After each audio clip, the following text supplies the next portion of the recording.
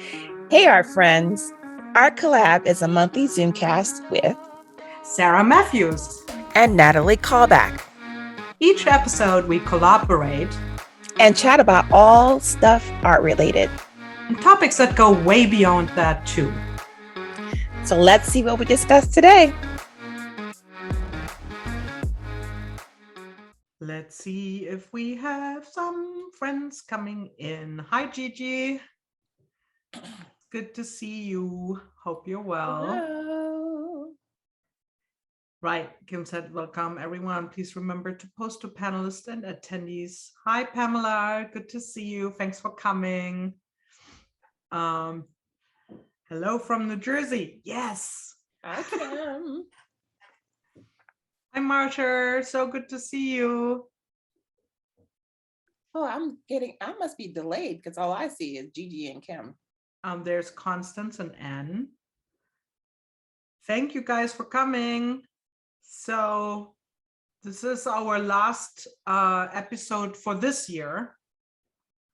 For this year, yes. Just for this year. We're going to come back in February. I think we said February. Did we say February? We did say February. We need a little break because there's a lot of stuff going on right now. Yes.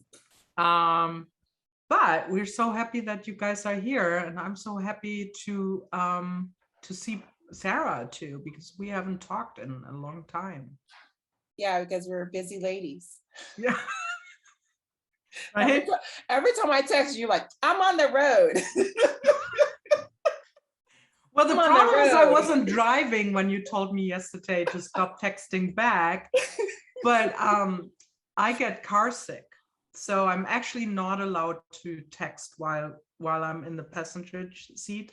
So why are you texting? I know. Well, because you needed help. So I was like, oh, Sarah. And then I heard, no, don't do this. So good to have you, Constance. I'm glad you guys got the reminder. So you're here. Yeah. So what's our theme today? It is gratitude. So let me read the synopsis because you always do it. And I figured I'd have it up here and I'm ready. So sometimes you have people in your life who have been a big part of the journey that you're on today. Maybe they mentored you somewhere near the beginning when you had a sense of direction and it wasn't clear. Perhaps there were things along the way that helped you make an important choice and see the possibilities. Maybe they got you back on track when you swerved and faltered. We want to acknowledge these people in our lives and talk about the incredible impact they have had in making us who we are today. Nobody is on this journey alone, and it is time that we spend a little time showing gratitude. Yeah, that's our topic today. Yes. Before we go there, should we talk about real quick what's new in our studio, or should we dive into the thing and do that we later? Can talk about what we're doing. Yeah. Okay, what's new with views? as they say in New Jersey. In New Jersey. I'm actually doing the gratitude junk journal with Tierra Woods. It's on day 2 right now, and so I don't know which day I'm actually am on the schedule, but I should be coming up soon. But you can go to the website and register, and it's a lot of different artists that some of them, I really admire. So I would check in on that and get in those classes. And then I will be doing Wanderlust next year, but we still have to film. So I'm working on that as well. So I'm just excited with all the opportunities that, have come across my plate. I haven't announced this on our podcast here or Zoomcast, but I am teaching at MICA.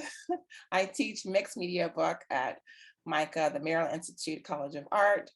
And we're almost at the end of the semester. So I'm just like, cannot believe that I'm teaching there, I'll be sitting in my classroom, like wanting to pinch myself, not believing that this is actually happening because, well, we'll talk about that in the gratitude section, but it's just great to be able to experience it as an artist. That's so cool. And I can believe that you're teaching there because you deserve teaching there. So that's super cool. What's new here? Well, I am basically in the full preparedness of preparing of oh, this is funny. It's like mirrored. What happened there, guys? I don't know. I don't know what this is, but anyway. Is there a 2022 special? It's a 2022 special. I'm translating this for you because it's mirrored. So I'm working on Creative Jumpstart 2022, and I will have a special for the Spill Your Heart. It's not mirrored for Masher. That's funny, but it's mirrored for yours, right, Sarah? Yeah, I can see it. Weird.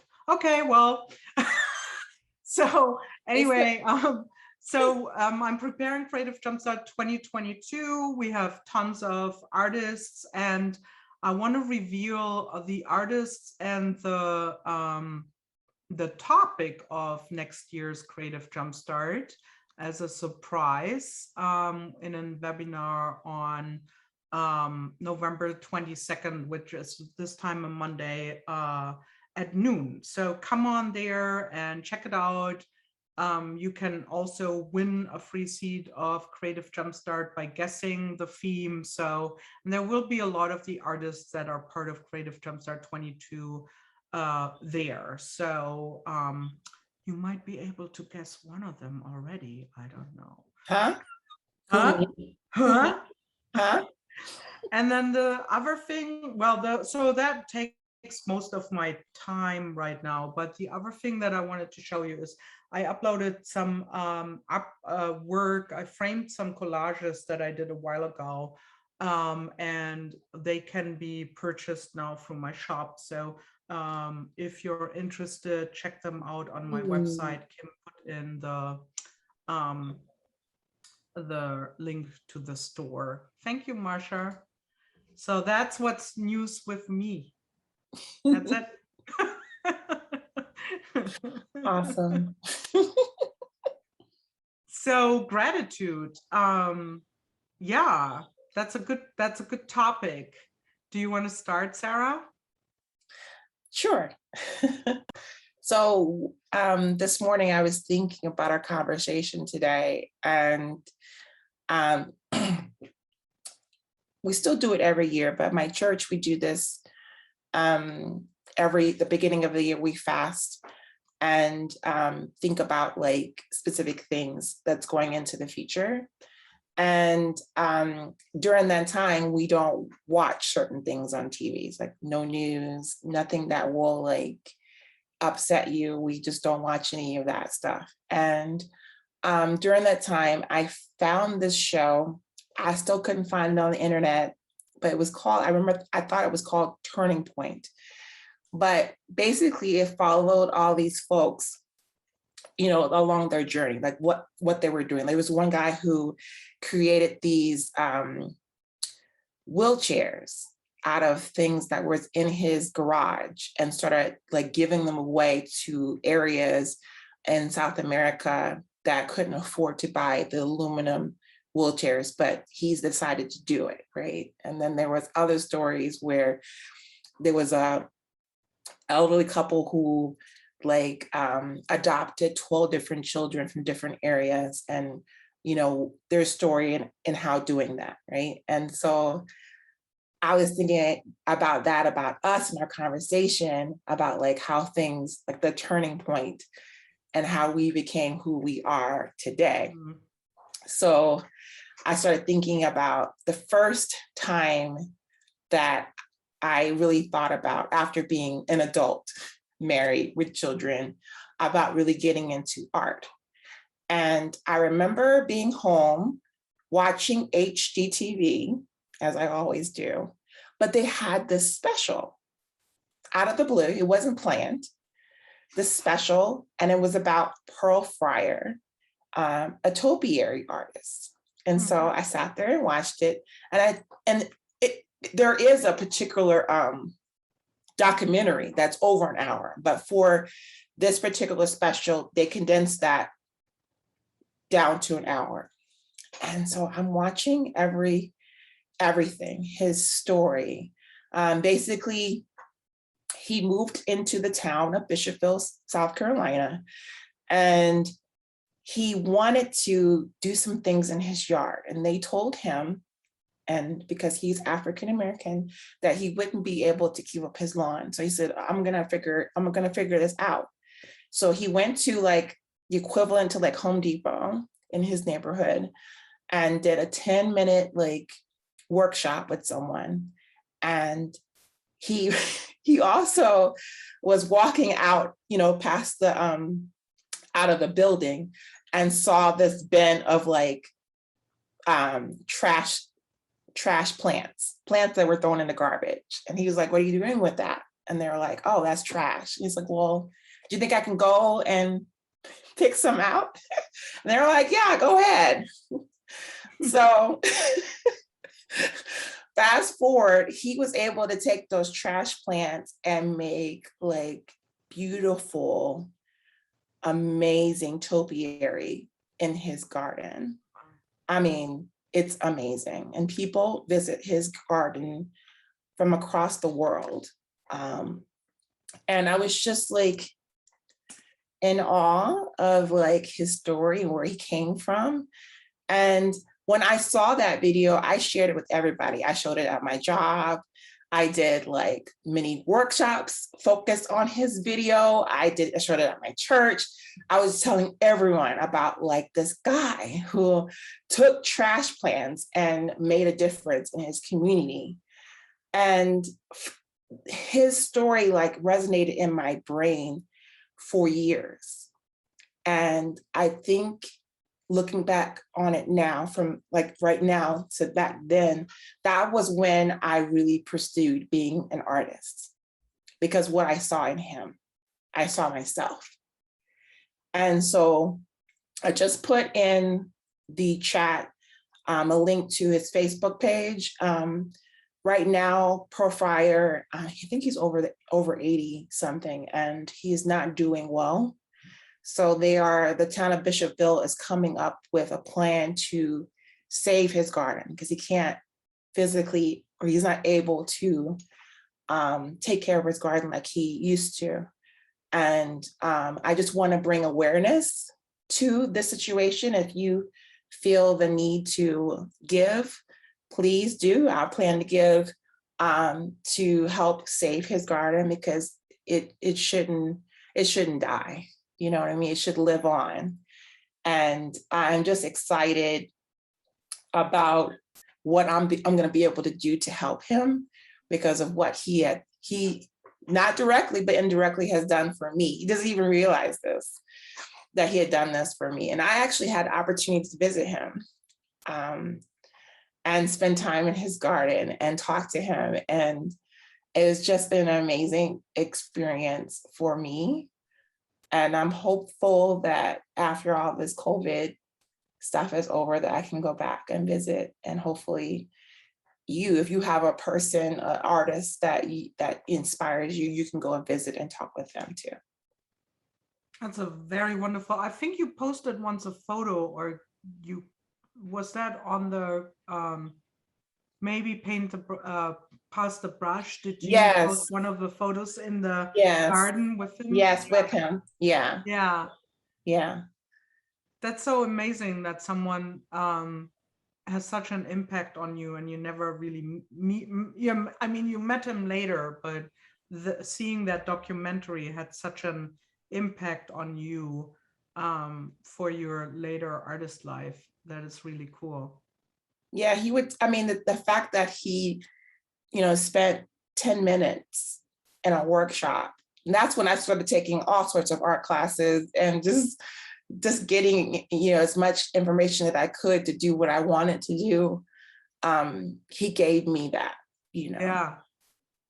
So MJ says, so interesting. My son and family live near there, but I've never been to the garden, although have driven by. I will definitely go now. Thank you, Sarah.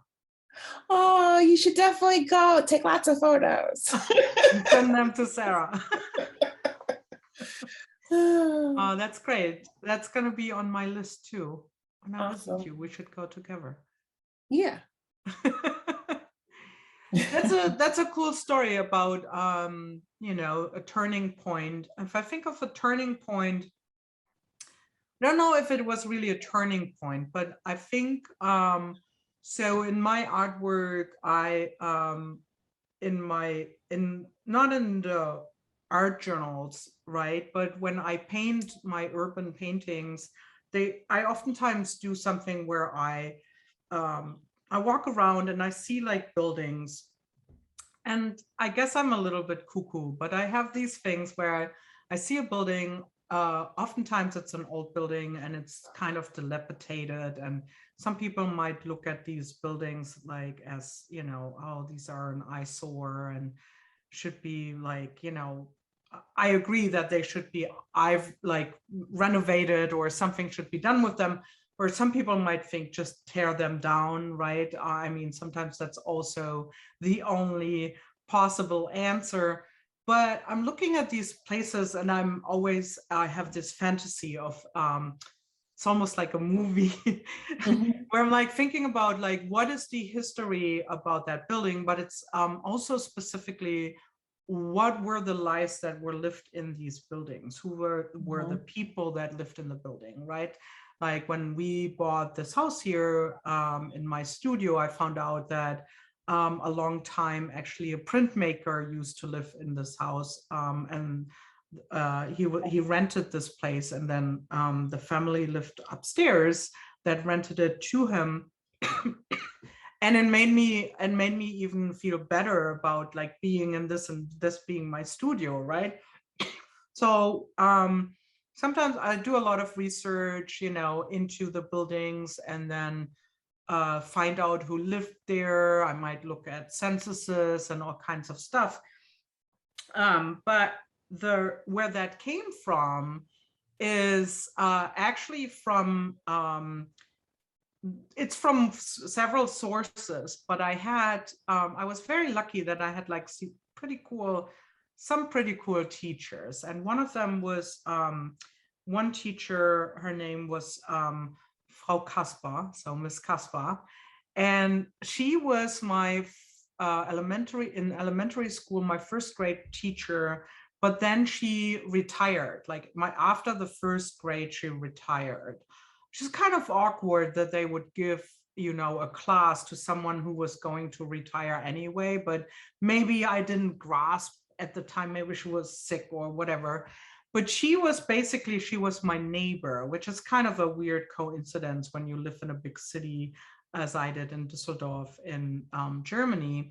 And my mother was a single mother, and so she worked a lot, and I would go to, as they did in the 70s, you just walk to school alone, even in first grade. It's just like a couple streets away.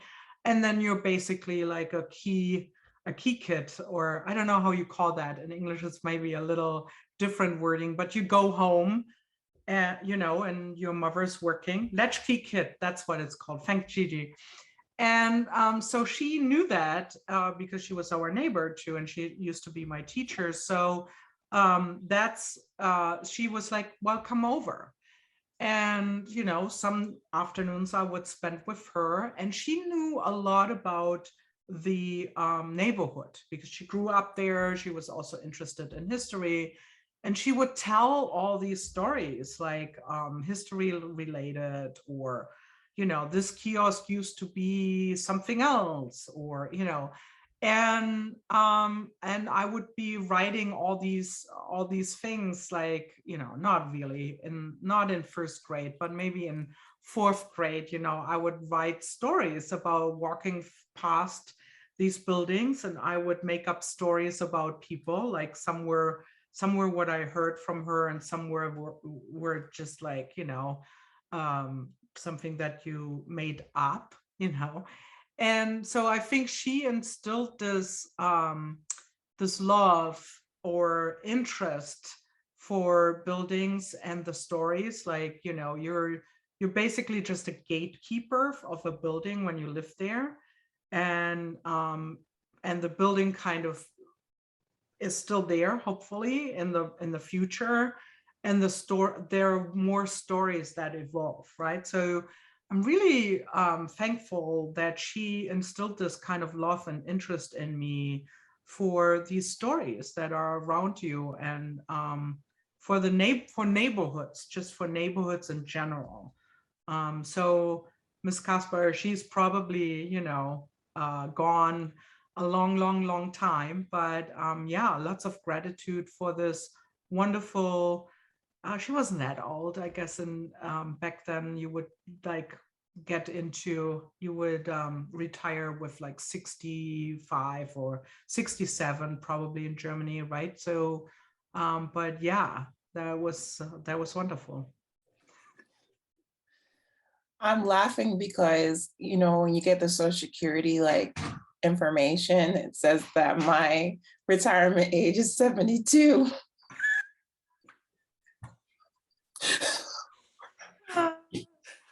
Oh my gosh.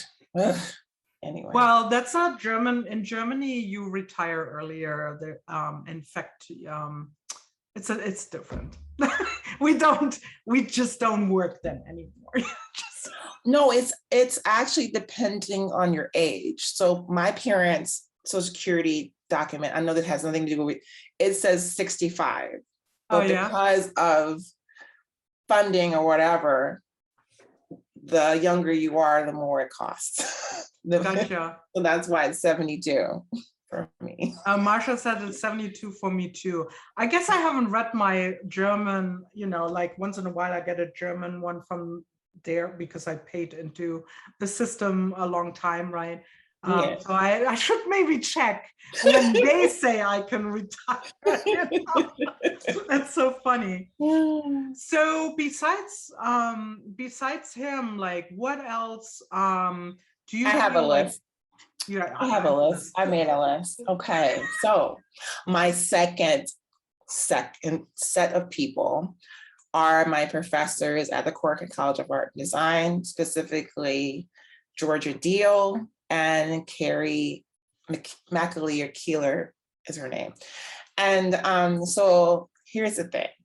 So you have these wild dreams and you go off to art school and you think everything is going to be fantastic and you're just going to thrive and you're going to know who you are and you're going to find who you are, yada, yada. The first 4 semesters, I struggled. I'm going to be honest. I struggled. I didn't know what I was going to do. I'm plus I worked, 50, 60 hours a week. Plus I went to school at the same time. Plus I had the husband and the children and all the other responsibilities. And I would be extremely stressed for the first 4 semesters. And a lot of that stuff was due to all the papers we had to write, all the presentations we had to give. And then after the 4 semesters, I took bookbinding 1 with Carrie and advanced printmaking with Georgia. And I remember all of the critiques prior to in those other 4 semesters where I question your taste or you're not really thriving here. We don't know if you're meant to be here, those kind of conversations. And I'm just I don't know what to say or do or what. But when I crossed that threshold and took those 2 classes with those women, I thrived. I would spend hours and hours in the studio printing or making books and put the 2 things together. And when it came time for portfolio time, I had all this work that I had accomplished over the semester. And that's when my professors, because it's 8 or 10 people in the room, said, now we see who you are, right? And honestly, my practice that I do today is those 2 classes. That's my life. And I reach back to them all the time. I send them emails. If I see them, I give them a hug and thank them for instilling me those things. Because I didn't know if I was going to make it in that program, but it wasn't until those 2 classes together, that's when I really found who I am and found my voice. And I'm just grateful for that. Yeah, Carmen says they helped you find your passion and joy. Yes. Oh, that's so nice. I love that. And the third person is Rachel Bellamy, precisely because what she did, and we said this in the previous podcast, Zoomcast, you know, her reaching out and posting all those people of color, women who did artwork and sharing their stories on her Instagram page, she, you know, really changed my trajectory because it was in a state of like all my classes being canceled and things are not going the way that I thought it should. And it just felt like she walked up and unlocked the door and opened it. And a whole lot of opportunities came as a result of what she had done. I mean, honestly, what we're doing today would not be because if she didn't pick us out of the pile of people and put us together, me and Natalie together, we wouldn't have found each other and recognize how much we have so much in common and created this beautiful friendship that we have. And I promise I'm not gonna cry, but I'm just grateful for our relationship. And she opened the door to that. Yeah, she did. That was amazing. Thank you, Rachel. That was also, Jay said, we are all grateful to Rachel for that. That is so true. That was amazing. And that was one of the best things that happened in the last year, I would say. Yeah. Yeah. I might sound cheesy if I say that, but I will let you know why. So the other person and he's not watching, so he doesn't know. I'm actually really, really grateful for my husband for many reasons. You know, we don't want to go into that, but I think he is the most encouraging person when it comes to my art career. And I think part of it is because he studied actually music and then later library science.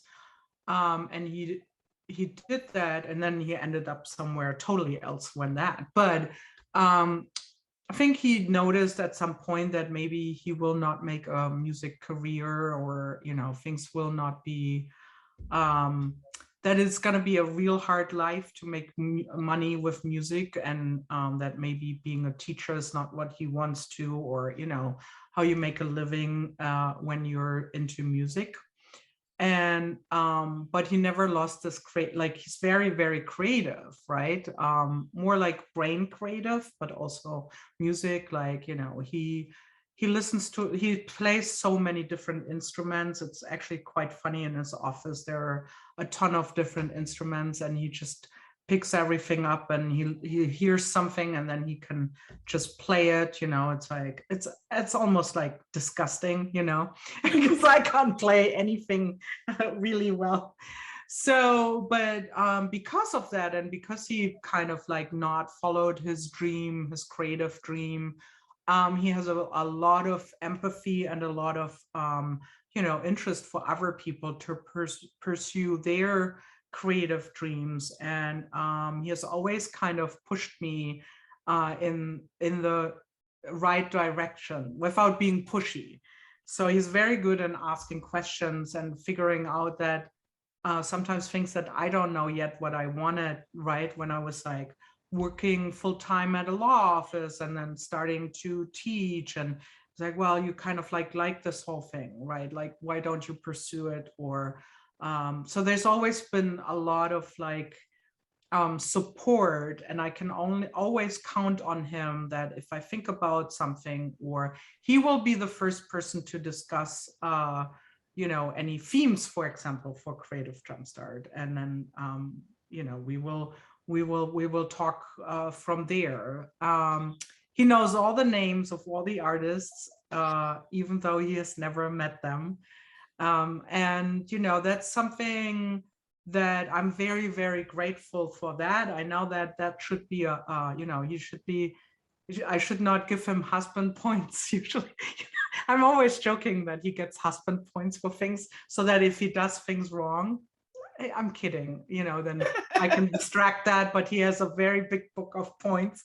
But I think that's really nice. Like, he might not get exactly the fit, like he's not a painter, he might not get the whole like mixed media stuff and you know that, but he gets the urge that people want to create and want to pursue their living with that, and having been him being so supportive is really good. Kim says, yeah, husband point. So in November, when they do the, you know, Movember, the mustache thing, that's when I distract points. He got a lot of good points there still. So so that's one of them. And then Can I add something too? yeah. I would also echo the same thing, sentiments about my husband, because I mean, can you imagine having 3 kids and then your wife deciding that she wants to go to art school?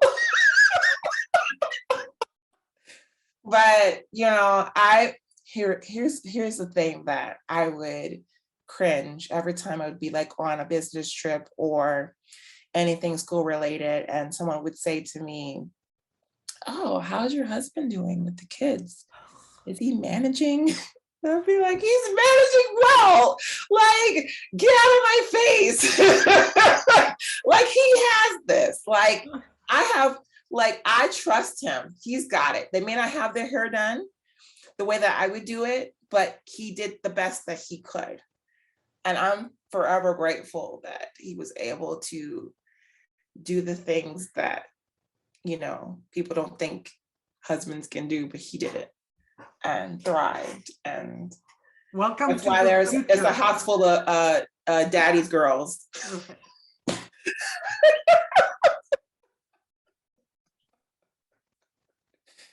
So yeah. What were you gonna say? I'm sorry. No, I'm saying like, welcome to the future, right? Right. Gigi says that too. Yes, that's so crazy that it's still a mindset today. I remember then being asked how my ex-partner did with the babysitting the kids if I was away on a work trip. Funny thing is, I have actually a lot of friends that are the main breadwinners, and actually supported their husbands when they were still studying, or you know, and they did it all. Like so I'm kind of like having a lot of friends that are basically not what the norm way back then was. Yeah. And I'm like, you know, brings its own struggles maybe, you know, yeah. Like, but yeah, it's all possible. Carmen says that is how little boys and girls need to see adult men, just as capable for their 50%. Exactly. Right. That's so true. And then I think the other support or gratitude that I have, and it might be, it's kind of related to art, but not like 100%. I think like if I think of this year and last year, besides being super grateful, of course, for Sarah and Kim, you know, I love both of you guys. But I am grateful for having like these daily little, like, so I have 2 groups that every day, every morning, we text each other. and sometimes we don't really talk.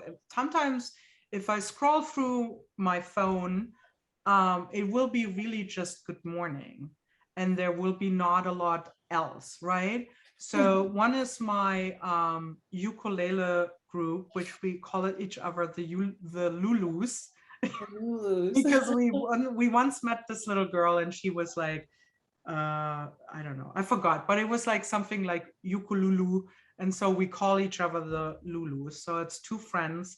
One of them moved to Canada in between, but we basically check in every day with each other, and sometimes we tell each other how the day is, but most of the times it might be just like good morning, Lulus.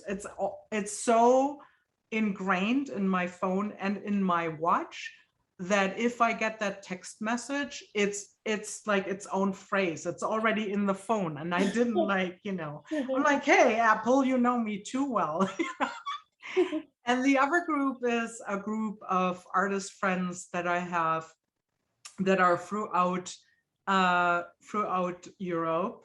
Marsha is one of them, and Birgit Kopsen, and Tanya Ahmed, and Rika Kovason, and we text each other every day on WhatsApp. We have a little group, and we don't really talk much about art, actually, which is kind of funny because we are all mixed media artists and teachers.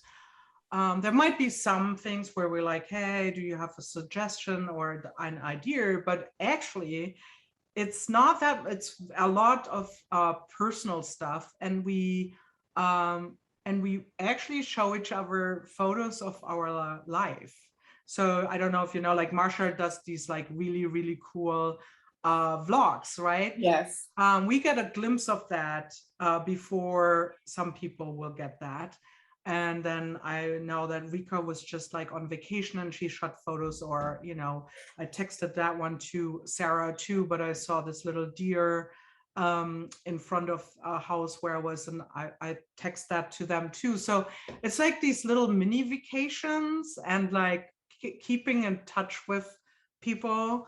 And Sorry, could you say that again?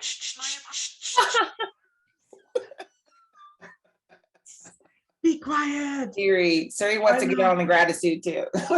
She's like, be quiet, be grateful for me. But anyway, I think that sometimes when you're working often in such solitude, and during the pandemic even more, just like, shut up, right? That I'm grateful for these connections that I have, and checking in with each other. That really has meant a lot to me the last 2 years, I have to say. Yeah, that's who I have on my list is my art friends, Pam and Ann. We try and meet every week via Zoom, and sometimes we are making things in the background together. Sometimes we're just venting about, anything that is going on in our family. And then sometimes we're talking about or encouraging each other to push and go for that next thing that we want to do. We're all book artists. So, how book artists, we have this small community and we just stick together. But we love each other, and I'm grateful for them because we got each other through the pandemic. Like, remember that period of doing nothing, and nothing was open? Like, we started doing those weekly art days when we would just make things and start pushing ourselves to do new things that we didn't think we could do. And then the cool thing about when we work together in a studio space, we would be, sitting around at tables and we'd be like, oh, we should do this, or give suggestions or push each other. And we were missing that. It was almost like we were starving for that interaction. And because we had those Zoom calls together every week, we were able to fulfill what we were missing. And I'm just grateful for that time that we spent with each other. And we're looking forward to pushing forward and doing something new together after all this is over. So, yeah. I love that. Yeah. That's such a great idea too, to hang out with your art friends on Zoom, and that we tried with our groups. We're not doing anything. We're just chatting, you know. Do it look, whatever you need to do in that group, do it. It doesn't have to be a certain way. It doesn't have to have agenda. You know, just do what you feel that will make you feel connected. That's what's important. I think. Exactly. And I do have to say, I mean, I mentioned that before, that I'm very grateful for you, Sarah. And again, it might be like, oh, now she's pandering to Sarah, but it's true. I think it's like the conversations that we had that were from just laughing our behinds off about like the most silly stuff to like really deep conversations that have urged me to think about several topics with maybe a different viewpoint, or just think about it way beyond our conversation, right? Yeah.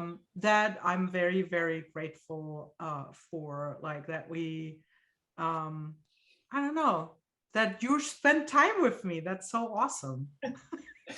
You know, I used to think when we were like ideating on this podcast, Zoomcast, be like, I was like, are we gonna be laughing the whole whole time?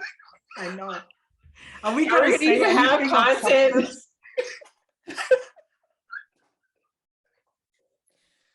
Yeah, but I'm truly grateful for our relationship and how much we've grown, and hopefully we'll get to spend more time with each other instead of just for the Zoomcast. I know.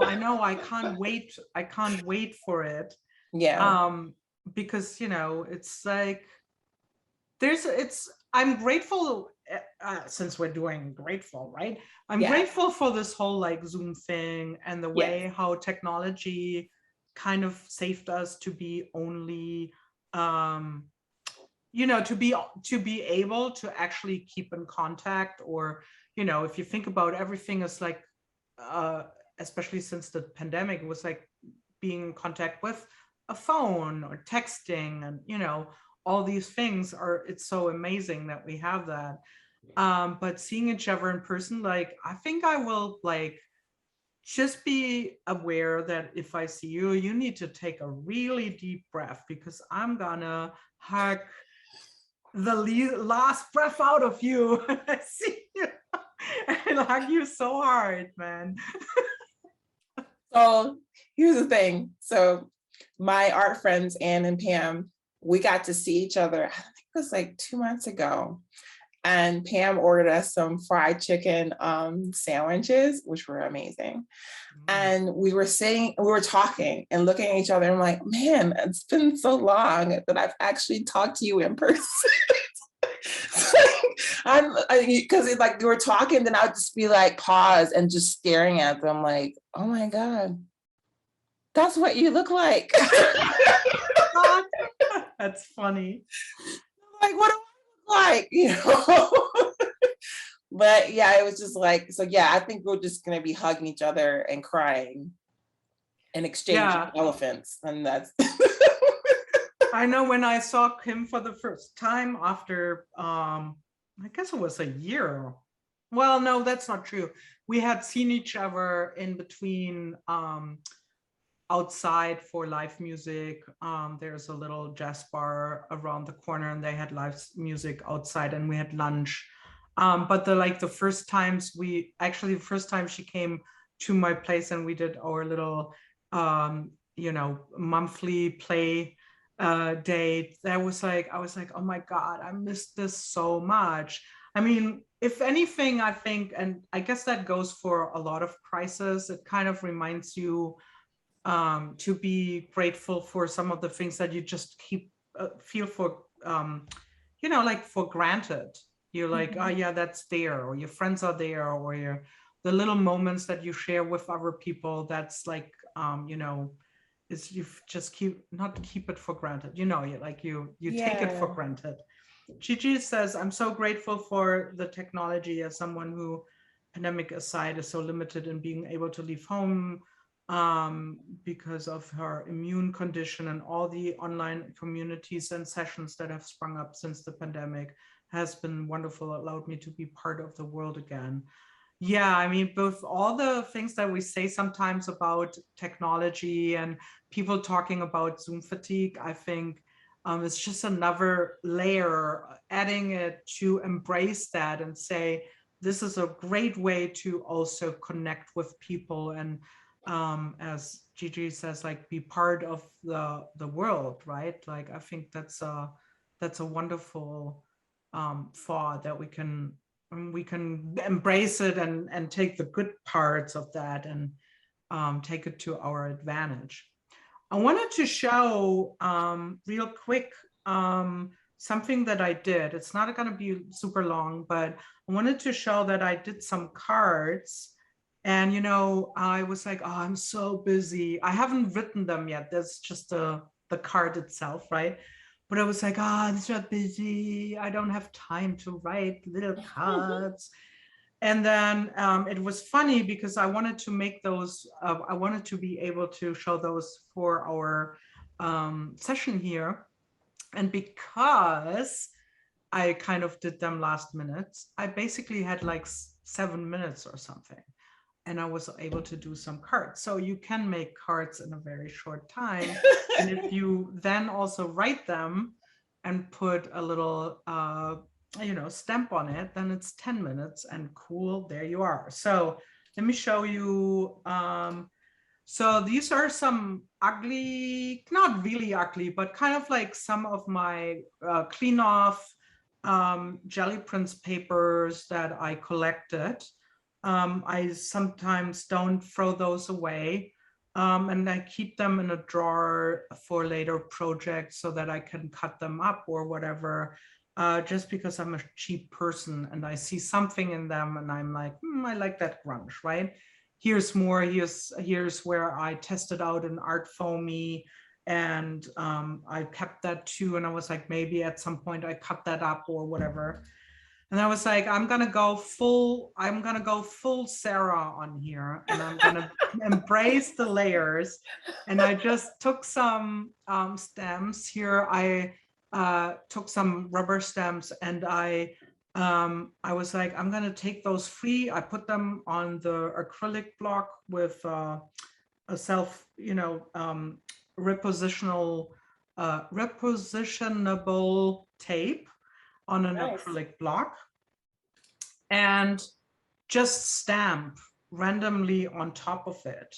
And it started to look like a hot mess. I also took the love foam stamp on top, and I just used ink, just as Sarah does that all the time. I was like, that's gonna go faster, because if I have to clean up acrylic paints, that's gonna take me a while. Ain't no time for that today, right? And here is what came out of it. Again, yeah, Marsha's laughing. We both can't say repositionable tape. It's so weird. But so I made a bunch of cards. Are they a little bit weird and wonky? Yes, they are. But I think it doesn't matter. It's like they're there. I cut them up. I cut them into cards. I filled out some of the areas, and now I just have them, and I can send some gratitude and thank you notes to some of the people that are dear to my heart. And that was it was quick. I was like, oh boy, you can do that, right? You don't have to do a super duper duper masterpiece, right? So I encourage you maybe to write some cards today and send them out to some of or this month, right? Because it's gratitude month, to some of the people that you like. Carmen says, I follow KP and she always says you can't fake the layers. Yeah, that's true. That way you already have something and then you can put that on top. So some of those cards going out soon. How do you show, well, I guess like some of this you said to people, but are you good in telling people that you're grateful for them, Sarah? Yeah, so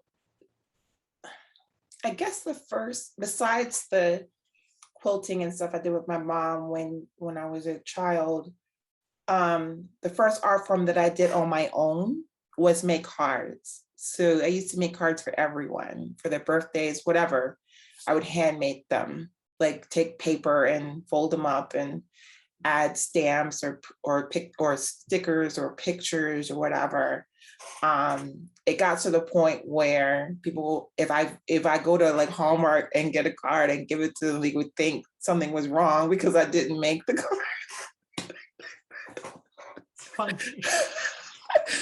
But I was always that person who would write a book, in the card, fill it all the way up, with my sentiments to the people that really mattered. And I always also make sure I call them and tell them thank you. I'm like the person, if I receive a gift, I gotta call you and tell you thank you or write you a thank you note individually. So like if it's like, say like a baby shower or my graduation, whatever they bought me for my graduation, I would say, thank you for buying me the specific thing. So it's not a generic card, it's individual to that person. I think I've gotten this book. It's just small. It's really small. It's called the Handwritten Note, about like really getting back into handwriting your letters. I think because, we get a lot of junk mail. And I was like, endeavoring to make things by hand. And that's how I got into making invitations, which in turn got me into making books. Yeah, Can I just share like my screen? Can I share my screen? Yes. Let's see how I can do this. It says says I can't do it. What? Wait. Can you do it now? Yes. Okay. So to set this up. So I work at Pyramid Atlantic, and before the job that I have now as the manager of recruitment and success, I was a bookbinding associate. Give me 1 second. Can you guys see that? Oh, okay. I think they do. Yes. Okay. Okay. Sorry. And an email went out to like all the folks that work here, that we have all of these postcards and stuff like marketing materials that are just sitting in a bin that we have extras of. Does anybody want them? I was like, yes, I want them. So this year is the 40th anniversary of Pyramid Atlantic, and they're doing a 10 by 10 exhibition starting at the second week of this month. And basically they invite you and you're basically donating a piece for the exhibition. So that way, whatever money they make goes back to the institution, back to Pyramid Atlantic. So I pulled all the prints, even if there are misprints, that I actually printed at Pyramid. And I also included all the pamphlets in this book. So that's why it's entitled I Heart Pyramid Atlantic. And that's from 3 different pamphlets. And let's see if I can go to the next one. So this is the back of the book. One of the pamphlets said make something. So I put that, take that onto the back of the cover. And then this is the inside. Is he gonna do it? Yeah, this is the inside. It's a flag book. Oh, cool. So as you can see, there are like different pamphlets and places. These are actual either events that I was at or was in the exhibition. So cool. Yeah, I wanted to include, it's kind of like a time capsule of my experiences here at Pyramid.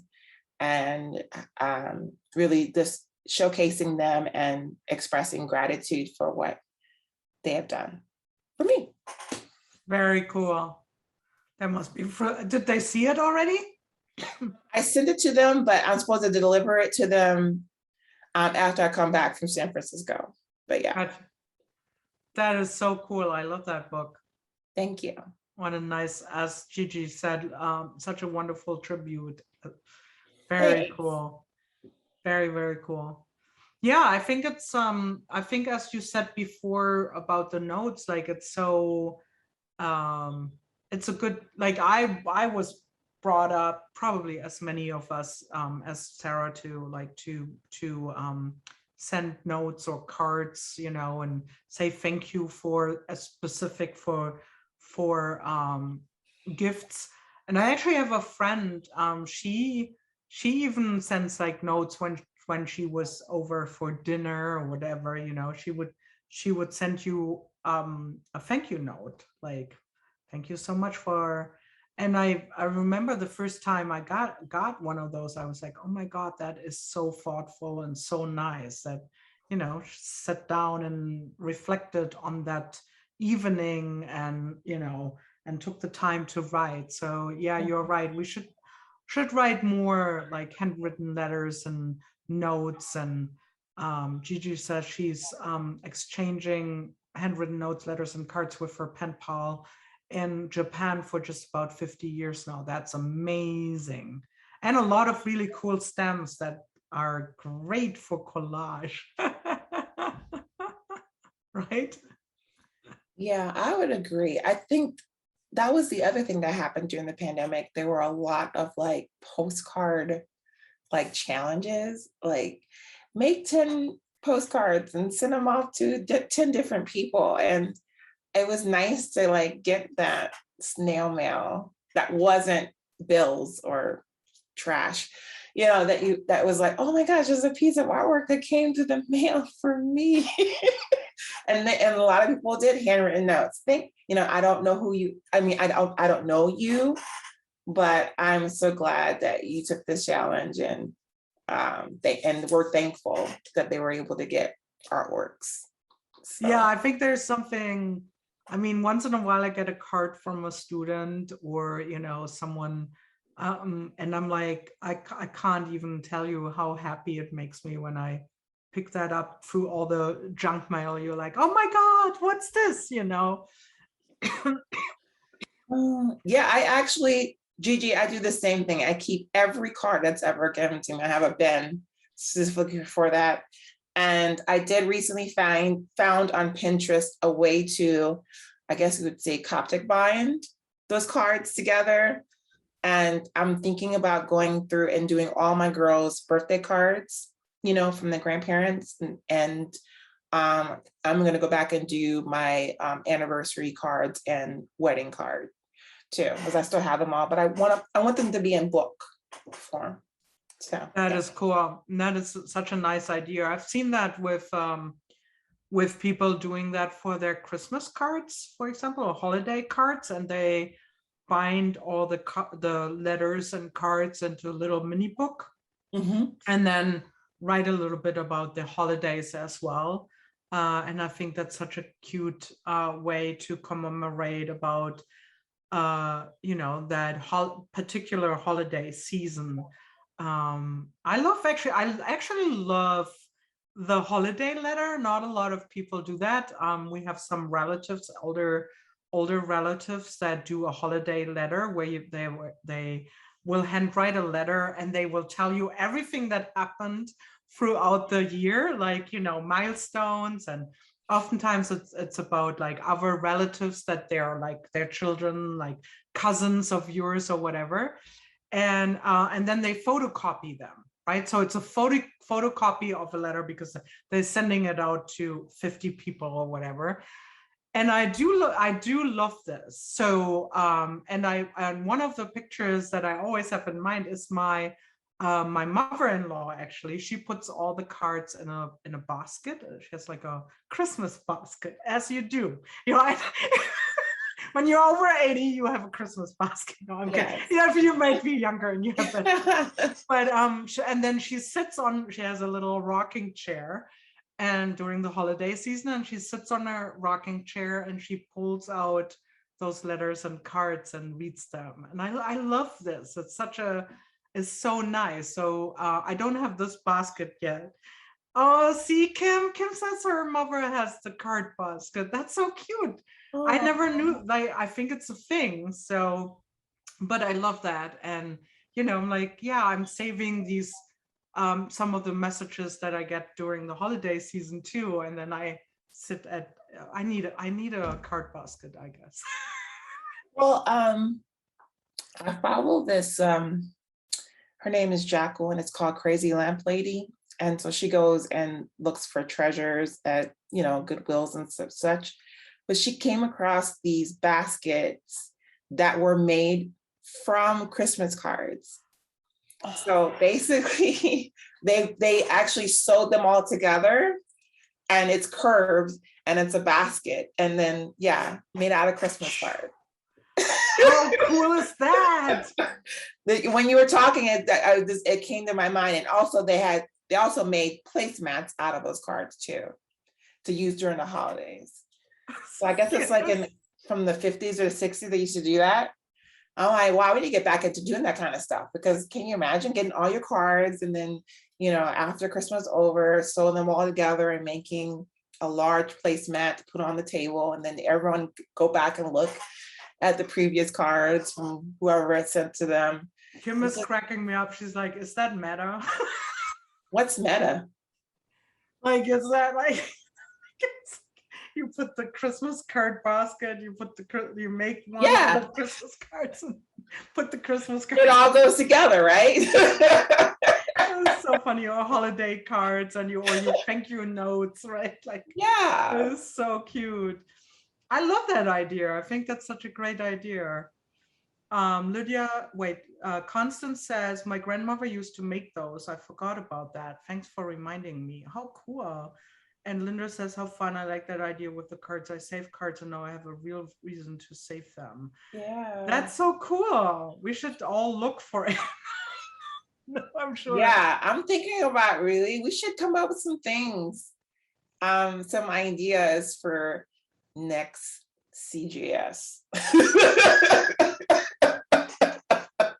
What to do with the old Christmas cards or holiday cards. That's a smart thing. I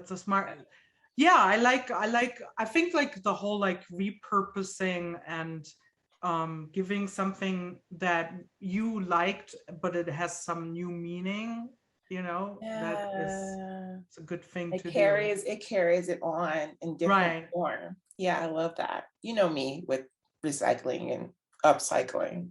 I love that kind of stuff. I can't believe it's 1 o'clock. I know. I can't believe that. We didn't even say, do you have any questions? No, everyone's just like, oh, those bubbly people. Oh my gosh. Well, I have to go today. I still have to vote because it's election day. So I haven't done my duty yet. I'm grateful that we can go and vote, and I will do that. Although it's so cold, I don't want to go outside. Would Robert sit here with you guys? A jacket and a hat and go out there and vote. I will definitely do that. And you know what I will be grateful for not getting any more election junk mail, actually. I know, and yes, I feel you. I cannot believe the amount of stuff I've gotten. And I've even gotten handwritten Go Vote cards. Apparently there's like an initiative where people write handwritten cards, and I'm like, oh my God, I'm so excited I got a handwritten card. And then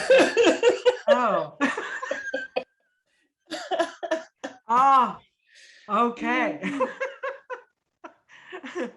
So that was fun. Super grateful for all of you guys who came for us. Yes, thank you. Here, joined us. You guys are amazing, and yeah, for a little break. Actually, maybe send us something like an email where you let us know what you would like us to discuss or do next year. That would be Yes. amazing. That would be awesome. Right? Yes. We still have our April Art Filmies Challenge. That's still happening. I know. I know. It's coming. It's coming. Get ready, guys. It's going to be fun. But besides that, let us know what you want us to talk about or show you. Again, these are not like, you know, as you know already, they're not classes, but if there's anything you want us to talk about or, you know, help or not help, giggle about, we're here. We can do that. Yes. Also, just give Sarah a little shout out for her really cool hairdo. Oh, thank you. I love it. If you haven't seen it yet. Thank you.